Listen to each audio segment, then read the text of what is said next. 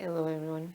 So today I wanted to share something with you that has been a powerful practice, and a practice that if you feel unsafe, if you feel stressed, if you feel that anxiety kind of has its way with you, can be a very, very, very powerful practice for you as well.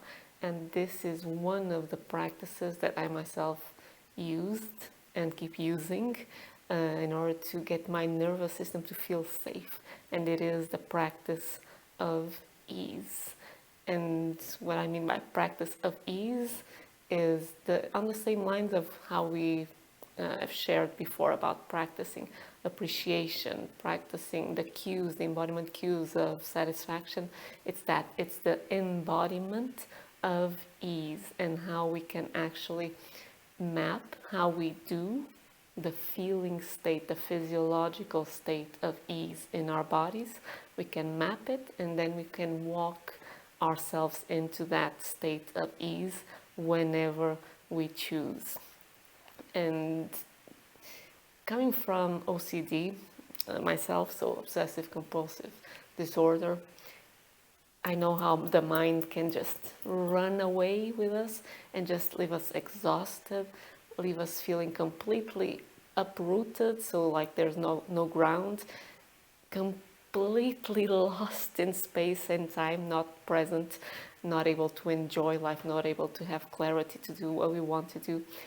And the feeling state of ease for me at the time that I was, and we're talking about 15 years that I was lost in OCD, ease was like a faraway dream, a paradise, almost bringing tears to my eyes.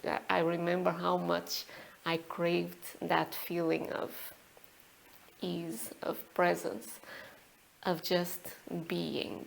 And yeah, fast forward 20 years now, after starting that OCD imbalance journey, hardcore journey, now I can get myself to that state of ease, and it is that paradise, it is that joyful,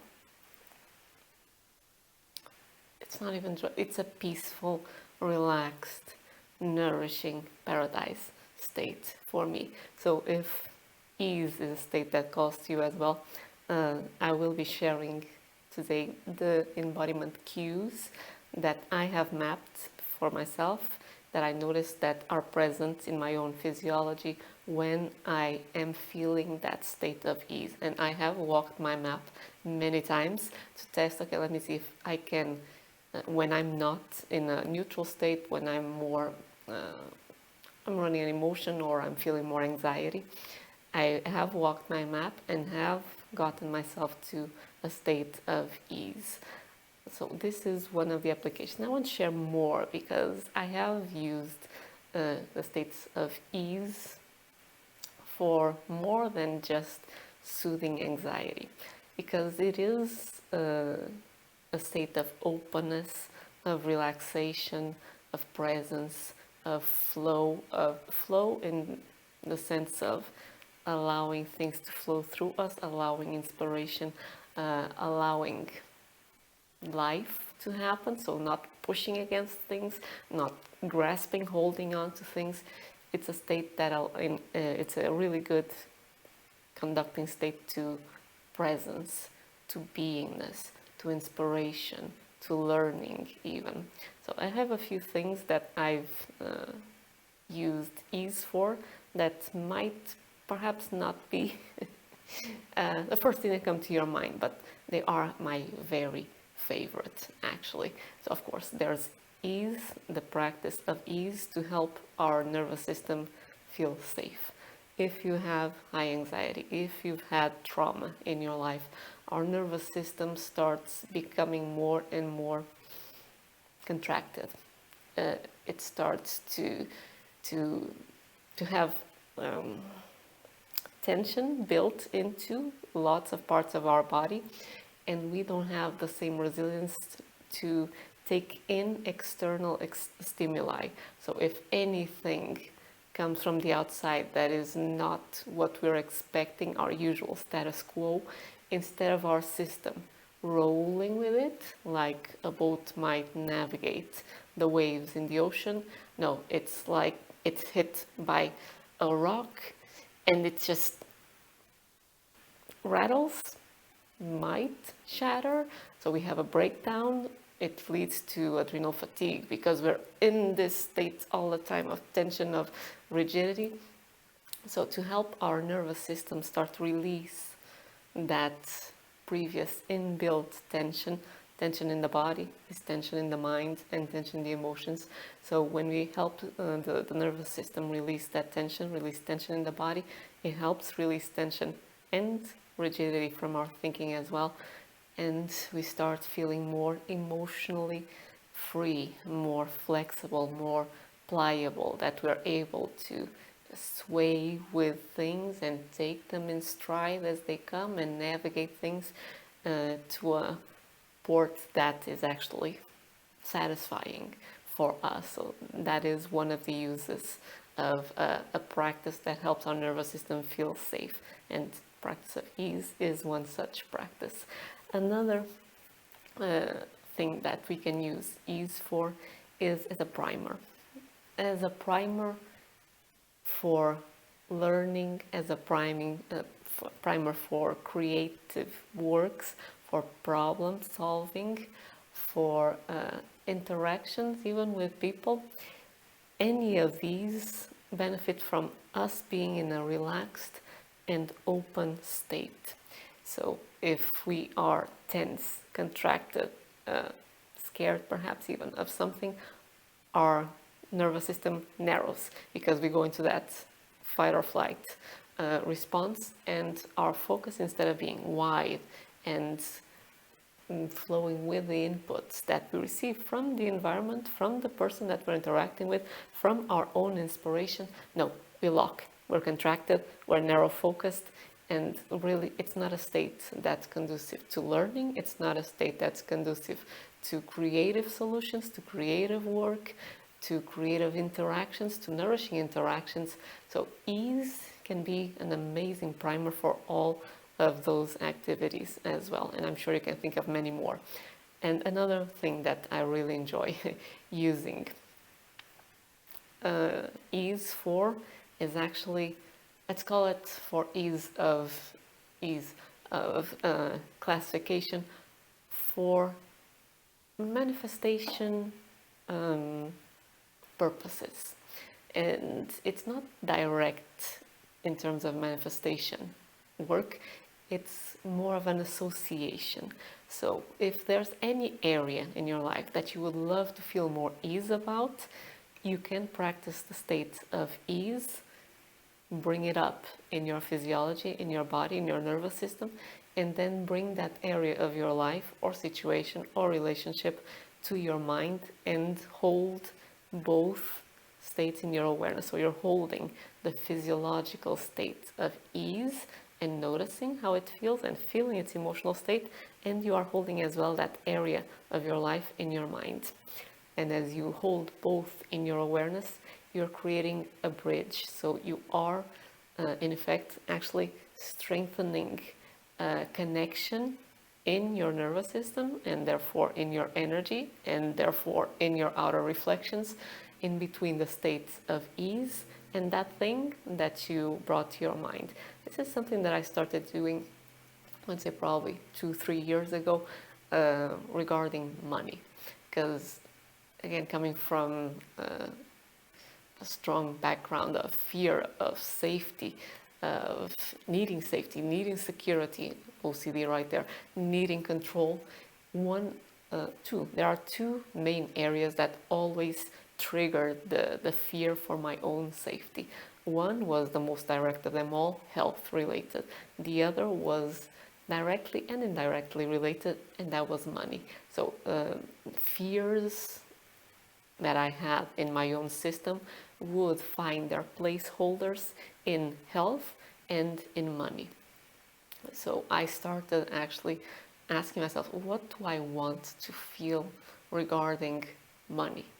regarding finances, regarding how I live my life in monetary terms. And the thing that kept coming the most was ease. Ease. I'm not even sure if it was that specific word that came to mind, but it was a sense of a relaxation, of opposite of anxiety, so of ease. And I started playing with it, not even doing it consciously at the time, but just feeling that state of, okay, this would be ideal for me. So like the paradise state in OCD, it was exactly the same type of feeling. Relaxed, breathing deeply, shoulders down, eyes soft. So these are some of the cues for embodiment cues for ease.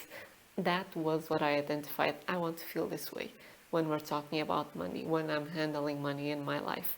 So this is something that I started every now and again tuning into for the past 2-3 years. And it wasn't until probably end of last year, beginning of this one, that it became more of a deliberate practice. I want to feel ease in my life, because from ease it's very easy then to move in states of appreciation, of love, of joy, of curiosity, of passion.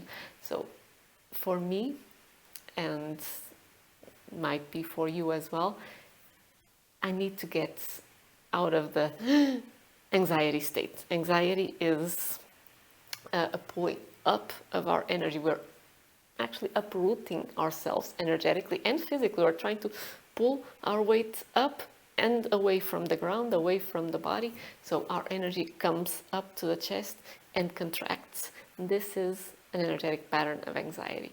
So from this state, again, nothing really satisfying will come unless we like anxiety. And in that way, it might be a satisfying state to be in, but for other things, probably not. So bringing that energy back down, grounding, coming back to a state of ease is a very resourceful state. And from there, then we can make choices to feel other ways should we want to, or to let our own natural internal wisdom guide us into, okay, what's truthful for me here? How do I naturally feel when I'm not in la la land projecting fears? Okay, so I feel peaceful, I feel loving, and practicing ease gets us to that neutral, it is fairly neutral, I can call it that, state, and from there we can enjoy whatever follows naturally. So how could this be used? I'm going to give the example that I used for money, but it can be done with a specific relationship that you have, a health issue that you might be experiencing, something at work, any other, a project even, something that you might feel stuck in, anything that you want to feel either not anxiety, so more ease and relaxed, or something that you want to associate specifically the feeling of ease with. So for me, it was and still is, I want to feel ease regarding money in whatever form it might take in our society. So currency, I want to feel ease regarding that. So I would bring up the cues of ease inside me, and then bring up either a specific movement of money, or think about my finances. My bank account could be one, for example, and I will hold both at the same time. So I'm feeling the state of ease and I'm thinking about my bank account. And I notice if something in the physiology changes, I'll release the thought of the bank account. I reset my system to feeling ease again, fully. And when I'm already settled again in that state of ease, then I bring my bank account, for example, again, or a bill, or work, or income, whatever I want to my mind, until I can feel that, okay, this that I'm bringing up is not deviating me from the state of ease. And this might take a while. For simpler things, it might be done in one session, meaning 4, 5, 6 times of triggering the thing and correcting where we don't feel ease might be enough. But for issues that have more charge, that are a little bit more loaded perhaps, it might take continuous repetition. And at any rate, it's a pleasurable practice, because what we are teaching our system is to come back to a state of ease at will. And this is such a powerful practice, because it gives us a sense of control, again, safety right there, that we can manage our own nervous system, and we can choose to feel a certain way on command. So it's not something that will bulldoze over other feeling states. It is something that we can start cultivating, and it becomes like an anchor. It starts becoming more accessible. The more we practice it, it starts becoming more accessible and more accessible to our nervous system. And at any point, we'll find ourselves just even noticing, okay, I'm getting rattled here, starting to feel that anxiety build up. But I know that this isn't a resourceful state, and really it won't help with anything. It's just a habituated pattern. I want to feel ease. And we'll start to notice that our nervous system almost immediately starts releasing, relaxing, unwinding. Brilliant. At least I love it. And I think it's a really, really useful mastery tool for us to navigate things and to have mastery over the level and quality of energy that we want to experience, that we want to broadcast, and therefore what will be that will influence what will be reflected back to us in our life, in our experiences, in our relationships. So how do we practice the feeling state of ease? There are many ways, and what I'll share here are 2, and I'll give an extra one to start. But I'll share 2 specific ways that we can do this. One easier, so the extra one, let's put it right at the beginning. You might think of something that triggers ease for you. It might be soft breeze over a lake, for example. It can be the sound of birds. I'm hearing them sing on cue right there outside my window. Perfect. It might be a walk in the beach. It might be even just the word ease, ease. Repeating that word to yourself. Something just fell. That was not ease. Okay, I don't know if you heard it. Triggering the word in your mind might trigger the feeling itself as well. That is bringing ease from our imagination, from our mind into the body. That's a powerful way to do it. The ways that I'm going to share now are from the body up. So we're going to lead our body into a physiological state and posture of ease, and from there it will strongly influence our emotions and our thoughts. So let's start. And it's nice that whatever fell just startled me a little bit, so I'm going to now enjoy getting myself to a state of ease. One way is to map how we do ease, and I have my map written in front of me. And written is important because when we are in a state where we're not feeling ease, again in a state of anxiety or an emotional upheaval of some sort, that narrowing happens, and we don't have access to our memory of things that might be important for us at the time. So if we just think, okay, so what are the cues of ease? If we don't have it very well practiced, so anchored in our system, we won't remember it. So having it written down helps a lot. And a side note, what I'll share is my map. How I've noticed that I do ease in my embodiment, in my nervous system, in my physiological cues. For you, you have your own unique map of ease, how you do ease in your body.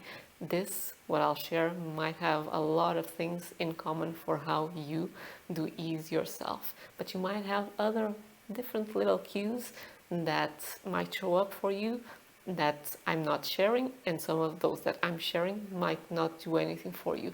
So make a note of what works for you, physical, write it down preferably, and then take note as well of what's unique for you if you notice something specific coming up. So with that said, what I started with is that for me, how I do ease is that my chest and my shoulders are relaxed. So as I mentioned before, anxiety is more of this type of state. So ease is the opposite. It's a coming down and out instead of in and up, down and out. So top of the chest is relaxed, shoulders are relaxed. And with that also comes neck and head posture. When we are feeling anxious, this might happen, and the neck itself is tight, and it can be, if we're feeling anger, it can be this type of tightness, leaning forward. If we're feeling fear, might be this type of tightness, leaning back. So for ease, what happens that chest is relaxed, shoulders are relaxed, neck is relaxed, and the head is not leaning forward nor back. It's on top of the shoulders, or ears on top of the shoulders, shoulders on top of the hips or pelvis. Everything is in a neutral place. And you might find this for yourself, maybe going a little bit forward and back until you come to a place that feels, oh, okay, so this is the place that I feel the least amount of tension in my entire torso. That will be a neutral position of your entire torso. So relaxed chest, relaxed shoulders, neck and head are relaxed as well, and on top of the shoulders, on top of the hips. Then the eyes. Eyes are soft, and they can have more of a peripheral view, so more of an open gaze, or can do what we did in the practice of appreciation. Smile in the lips, smile in the eyes. That's a brilliant way to help our entire nervous system relax, because the eyes are the outer expression of our nervous system, and they show everything that's happening inside.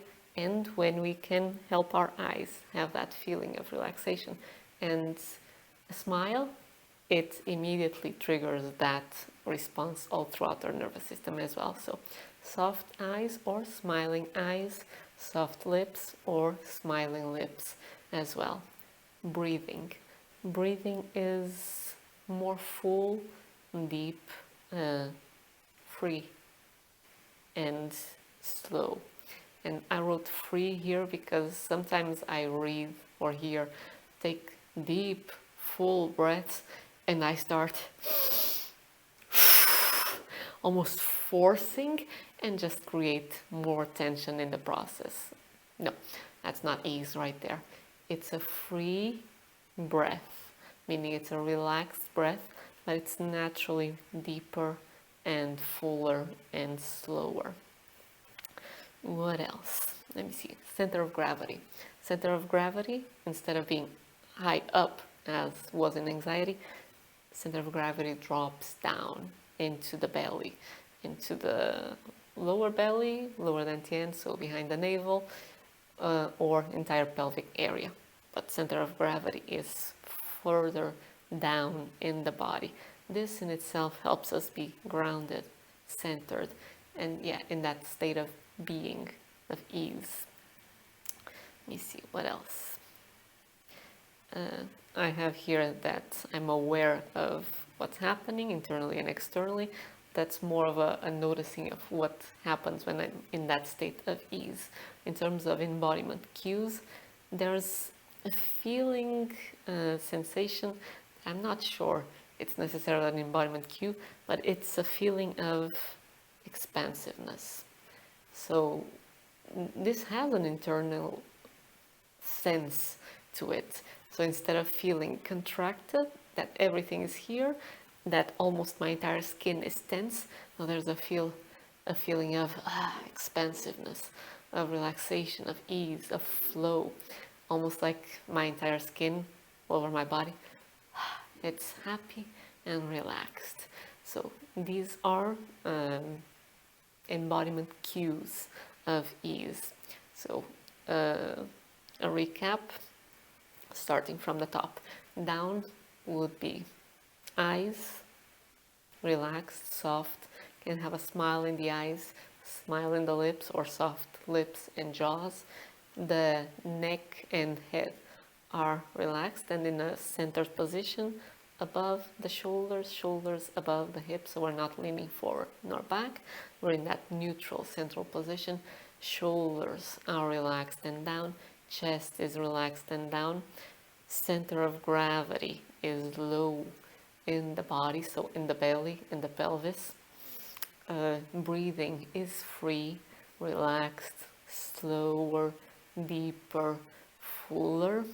I have as well, and written here as well, that my belly is relaxed and my low back is also soft and relaxed. So those are the embodiment cues from the top down. This is a map that I can follow and notice. So after all of this, how do I feel? How do you feel if you were walking and going through the cues one by one with me?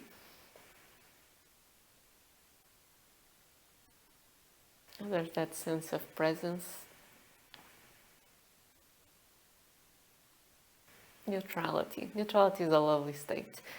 Ease. And from this state, we can go into any other if we choose to practice something. Or if we want to open to inspiration, for example, we can let our energy expand and almost be open to receive that flow more freely, because we are in a prime state for that.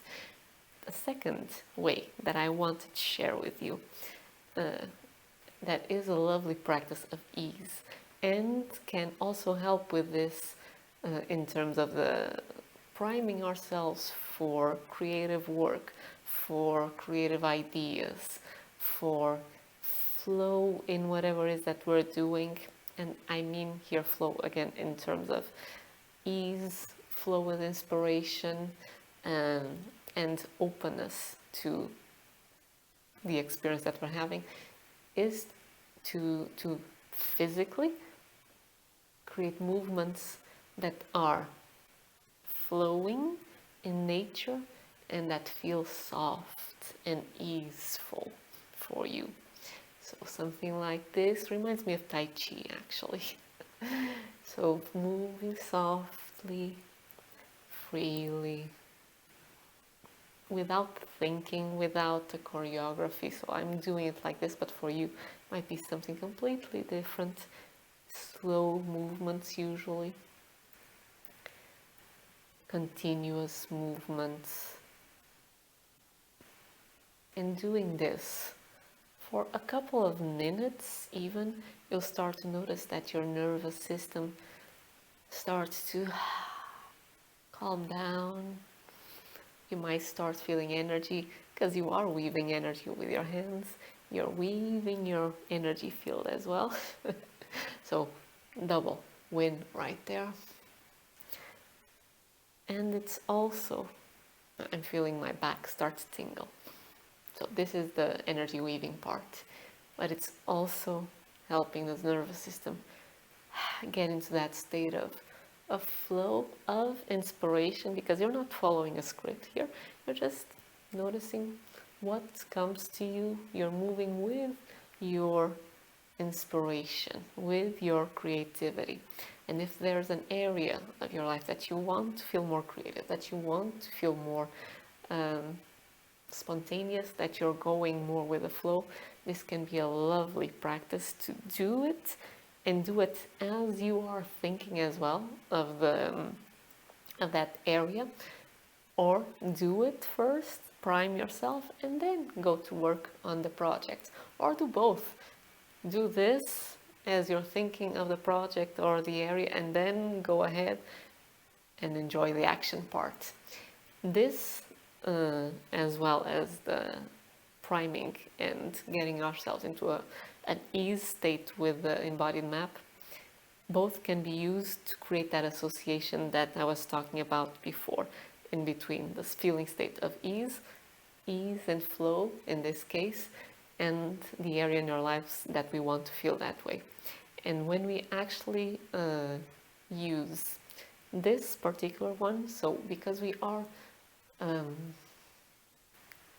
involving the entire body, I'm moving more into right brain thinking here, so it might become a little bit harder to express what I want, and just wanting to actually be in the experience of this. And what I wanted to share is that when we are involving more of our nervous system in the practice of ease, it has more momentum, meaning if there is an area of your life that you have more charge with and that you want to feel that sense of ease and flow, my suggestion would be to start with this one, because you can do this for a couple of minutes just to get your nervous system feeling safer, feeling that greater state of ease, and then bring that thing, that area into your life.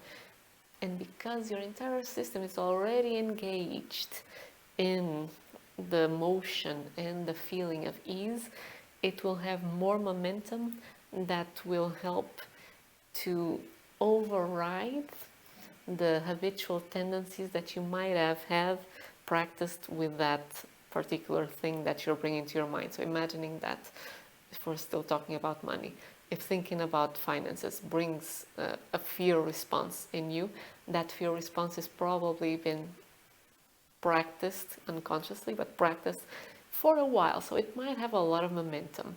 So when we're doing the practice of ease from a more meditative state, so bringing the embodiment up in a more static state, it might be easier for that truckload, perhaps, for that amount of fear to disrupt the feeling state of ease. Although with time, it starts to shift, obviously. But when we are moving with ease and through ease, it's almost like there's more power available to that ease, so that the same amount of fear will not disrupt as much the feeling state of ease. So it might actually be more powerful, faster, although everyone is unique, obviously, but it is a more powerful way to hold the feeling of state of ease while you are bringing the other thing that you want to associate ease with to your awareness. But both of these work perfectly for it. It's a matter of noticing, okay, now I contracted here and I'm noticing it, so let me relax that state there, get myself into a feeling state of ease again, and it just feels good, and then try again for however long you want to dedicate a session to this. Then stop, go about your life, and next day perhaps come back to it and see that you are already at a new base level of ease. So it will start increasing over time and with practice. So this is one way that we can practice ease. But if we're already, for example,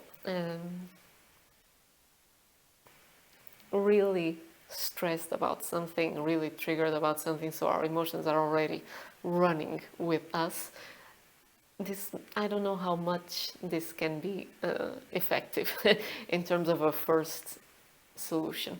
I would suggest starting with two other solutions that I shared in my OCD and other strong anxiety disorders playlist, which are breathing and shaking.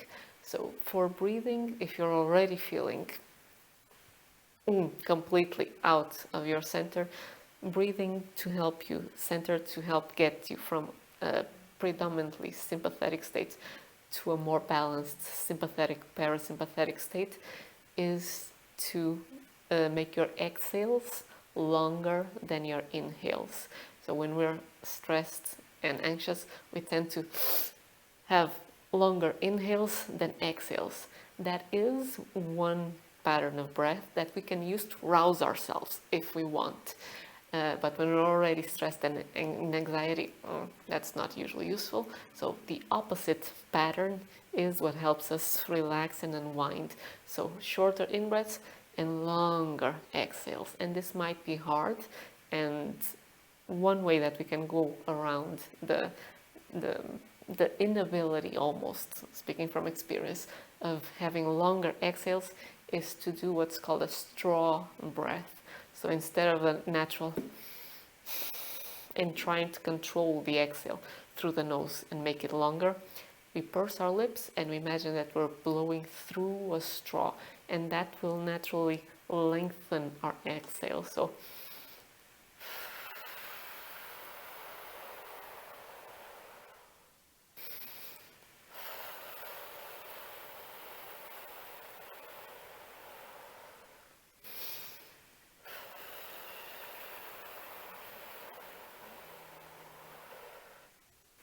I think you can hear it.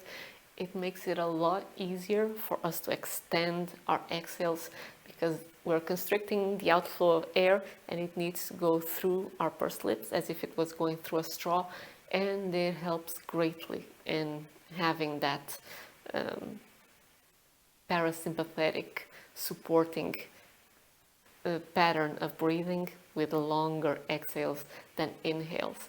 If you want to actually do a coherence breath, that's equal amount of time inhales, equal amount of time exhales. So it would be, for example, the 4 breaths in, 4 counts in breath, 4 counts out breath. So something like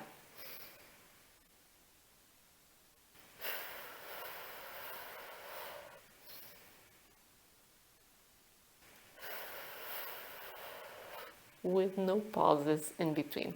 So that's how we can use breath. If you want to practice coherence, do an equal count inhale, equal count exhale.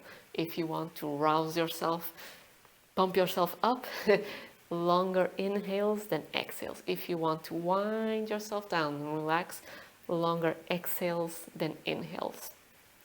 Powerful, powerful tool that we have available all the time. Another powerful tool that we have available, but perhaps not all the time, is shaking. So shaking can actually be used for both things as well, to rouse our energy up and to release excess pent-up energy and help us calm down. And shaking really is what it sounds like. Just start shaking your body. Do it for a couple of minutes. Again, there's no script to this. Start shaking your arms, start shaking your torso, start shaking your legs. You can do it sitting down as I am, or you can do it probably easier standing up so that you can shake everything. And after a couple of minutes, notice how you feel. A couple of minutes is just a suggestion. You can do it for longer, obviously. Notice how you feel. If you were in a kind of a can't be bothered about anything dominant parasympathetic state, you'll feel more perked up. But if you were in an anxiety state, you'll notice that you've released a lot of energy and you'll feel more relaxed. So it is an amazing tool to help us get into a state of more coherence and balanced, harmonious state again. After this, if you do shaking, I'm going to suggest something that Taoist practices always round the practice, the session with, which is to imagine that you are bringing your energy to your lower dantian, so lower part of your belly. You can bring both hands, one on top of the other, to your navel, to your belly button, and you can imagine that you are gathering all of your energy, the excess energy, which is not bad energy, it's just energy that when it was stuck in your systems was causing anxiety, but when it's free, it's actually life force, available life force. So you can imagine that energy that's kind of been released, you are gathering it, and you can imagine like a sphere of sparkles, perhaps, or however it comes to you. Imagine that you're gathering that sphere and you're making it smaller, more condensed, all the way into a small ball that you are storing behind your navel, or 2 or 3 finger widths below your navel, in the center of your body. So this is a battery for our vitality, and it is a safe storage place for that energy. It's actually a storage place that will boost your vitality. So if you do that, the shaking part, then remember, if you don't, that's okay. The energy will just ground anyway. But if you want to bring that to recharge your battery, just bring that. Bring your hands to the top of your belly button, or slightly below, 2-3 finger widths, and imagine that all that energy, sparkly energy or sphere of energy, is starting to come. That excess energy is starting to condense into a smaller and smaller ball, and that smaller and smaller ball, it's coming all the way to a pearl that you are condensing and storing behind your navel, in the center of your body. And that's part of your now recharged, available life force. So those two suggestions, breathing and shaking, are what I would suggest if you're already feeling way off center. But if it's just something that's slightly annoying, or that you're just noticing a pattern that's wanting to come up, practicing flow and ease might be a lovely way to start creating a new pattern, a new response. And when you're feeling more at ease, so more centered, not necessarily completely neutral, but more centered, deliberately practicing the embodiment, going through the map, practicing the embodiment of ease will help make it much more available in your nervous system, much easier for you to tune into the next time and the next time, and when you actually need it. So it's a practice. It's like cultivating capacity, cultivating the feeling state of ease in the nervous system. So it's increasing the presence and the neurological networks, of course, of ease in our nervous system, in our brain, in our body, in our energy system. So it starts becoming a stronger and stronger presence in our fields as well. So that's a practice of cultivation for longer term as well. The flow and ease is as well, but can probably be used when you're already a little off balance, and when the needle is not even it's a crazy needle, it's just pointing all over the place. Yeah, breathing and shaking can really help bring us back into a more homeostatic, more balanced, more harmonious state, that we can make choices of how to respond from there. So that's what I wanted to share today. It's a love letter, really, from my part, to ease, an ode to ease, because this is such a powerful state, and it has been such a gift and a blessing in my own life. Again, it was a paradise state for me, and it is a paradise state, feeling it, really. It's a paradise state that we all have access to, that I wish for you to have in your feeling state and in easy access for you as well. So hopefully this was useful. It triggered the same love of ease in you, for you to actually want to practice, to want to cultivate it, to want to make it a really close state to your heart, to your nervous system, to your energy field, to your life, to your relationships, and that you start being that beacon of ease and flow and presence in your own life and in the life of everyone around you. Hope this was useful. Do let me know, comment, share, like, ask if you have any questions, and I appreciate you joining me here on this video, and I'll see you on the next one.